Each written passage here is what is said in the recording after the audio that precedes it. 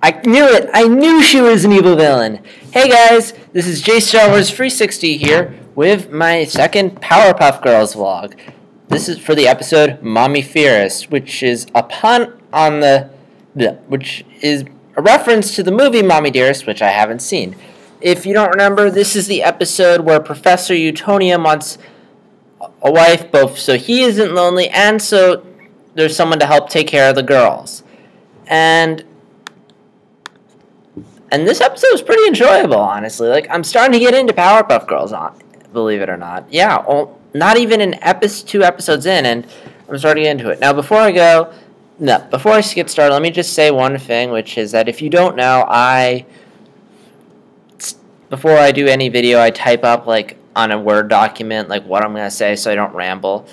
And so I'm reading off of that while I'm doing these videos, and I have a lot to say, because when I watch TV shows, I'll do that a lot, not for vlog purposes, but just for purposes in general. And it's amazing. Like, I have half a page of notes on this episode.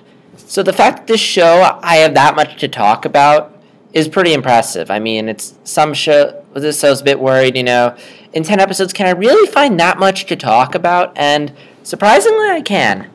So let's go a bit more into the episode. First off, I'm guessing every episode is going to start with the narrator saying, "The city of Townsville." Which, I don't know, may get annoying. Hopefully they'll do something to change it up. Because, every episode seems to start with, a shot of Townsville. At least the two I've seen. I like how this wasn't just another girls fighting Mojo Jojo episode. I like how it wasn't a straight-up villain fighting episode. Like, in our first episode, it's really good to show variety. So if you had two Mojo Jojo episodes back-to-back, I feel like, it would have given the viewers the variety they needed to get a sense of what the show's going to be like. So this episode was a bit more laid back, more the girls at home, which, again, was a nice change of pace from the first episode, which was very action. It was like the girls flying all over town. So an episode at home, I thought, was a nice follow-up.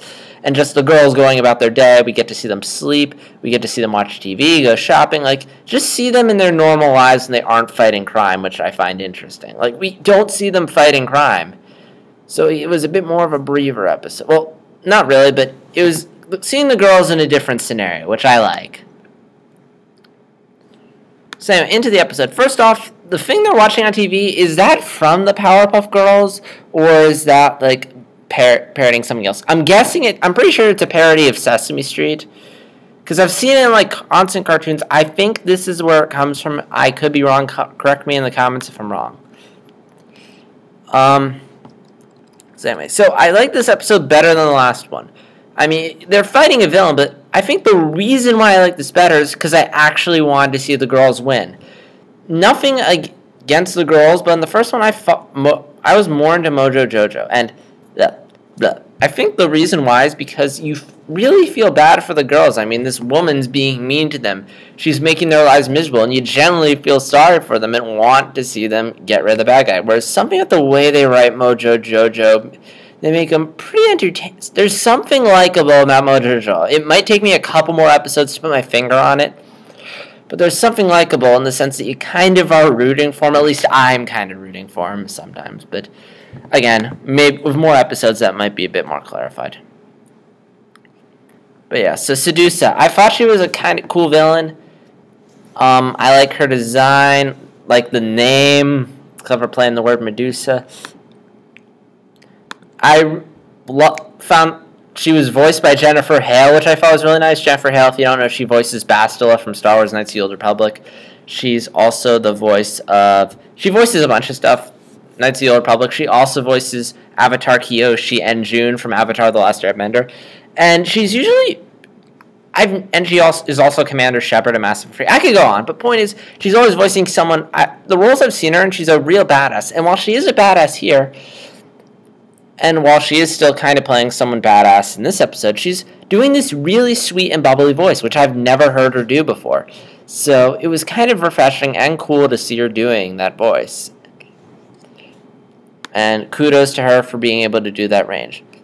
As to whether or not they'll bring her back, I'm open to it, but I really can't see where they would go with her. I mean, she got caught. The girls know who she is. I mean, if she shows up again, she's either going to have to come up with a new disguise or increase her seduction powers. I really can't see her being that much of a threat. I mean, who knows? Maybe they bring her back. Maybe she's a one-note. I don't know.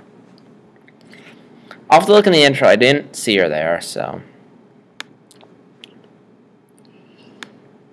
I mean, if I were to criticize the episode, it was kind of obvious that she was just evil and just there to make the girls' lives miserable.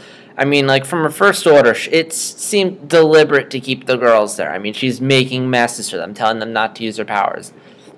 And I would have liked it if maybe they had just made her be charming at first, very charming, and trying to put on the act that she means well.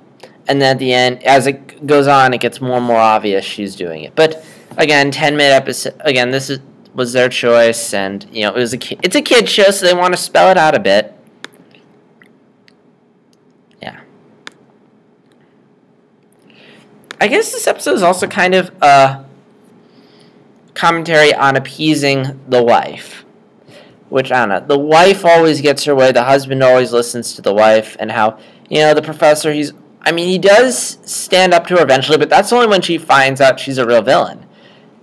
She's, like, constantly seducing him and cuddling, and the professor's like, yes.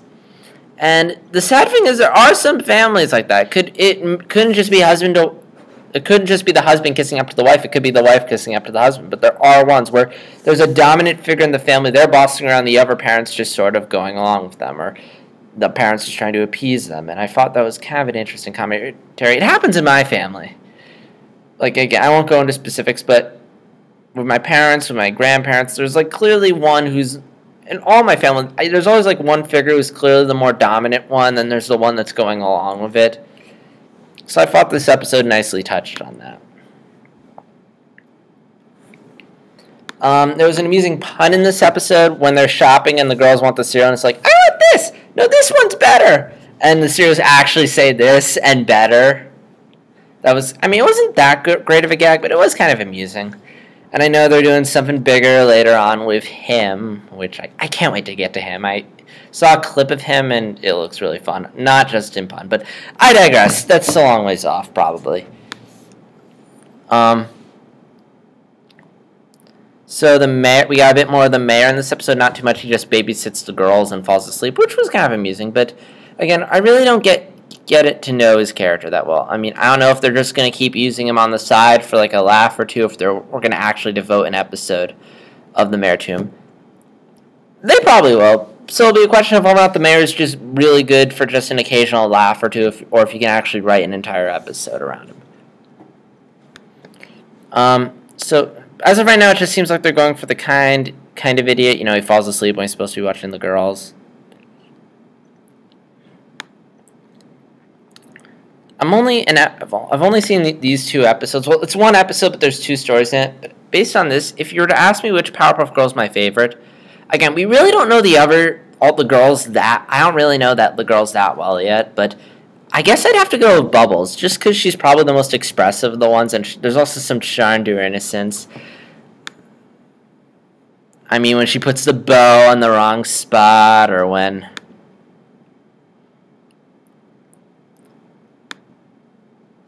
she has this innocence to her. I'm guessing the girls are the same age, but Bubbles seems to act a bit more childish than the others.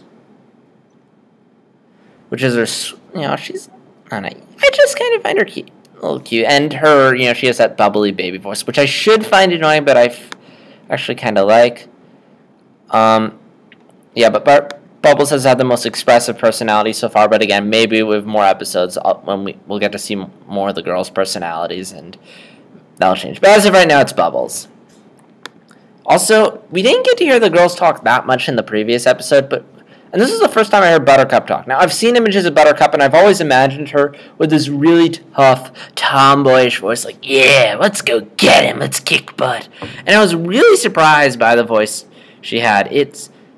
I forget the name of the person who voices her, but it's the girl who voices Tommy on Rugrats, and I was really surprised. Like, the instant she opened her mouth, I recognized the voice, and it was really weird. It's not the voice I would have imagined. I mean, I guess they're maybe looking for a woman who could do a really young-sounding voice, and I guess she hits the bill, but Again, I could be wrong, but Buttercup always seems more like the tough. You have like, because from what I see, it seems you have Blossom, who's like the leader, you know, the strong, determined leader. Bubbles, who's kind of the cutesy, innocent one. Buttercup, who's like the aggressive one, especially in the intro when you see her giving that really mean punch to him. So again, I wish her voice was a bit more tomboyish, a bit more tough, but maybe I'll get used to it. Maybe it's a complaint people have on the show. I don't know, but I don't know. I just didn't imagine her voice would sound like that. And it's a little distracting right now just because I'm still hearing the Tommy voice coming out of Buttercup's mouth, but maybe I'll get used to it. I mean, in Avatar The Lost Airbender, for a while I was just hearing Aku's voice coming out of Uncle Iroh, but I eventually just heard Uncle Iroh's voice and stopped thinking that way. So maybe it'll happen with this show. The action was pretty cool. It was fun. I liked the music. I liked the sound effects. I hope the show eventually has an action scene where they just let it play out for a couple minutes. But again, I understand, 10-minute episode, you can't just have like a 5-minute action scene. The show just doesn't. It's not like Samurai Jack where episodes are 20 minutes and you can just have a non-stop action episode.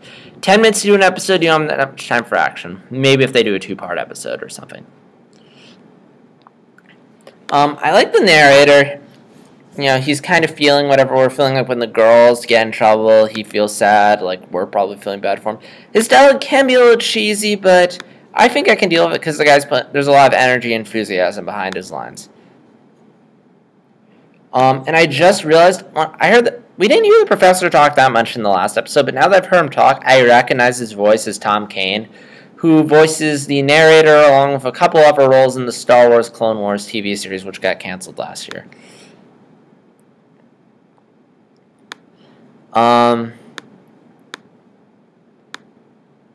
And also, I like the credits theme. So, let me just make sure I missed anything. No, I didn't. So, yeah, that's pretty much all I have to say. It was an enjoyable episode. I'm looking forward to seeing where the show...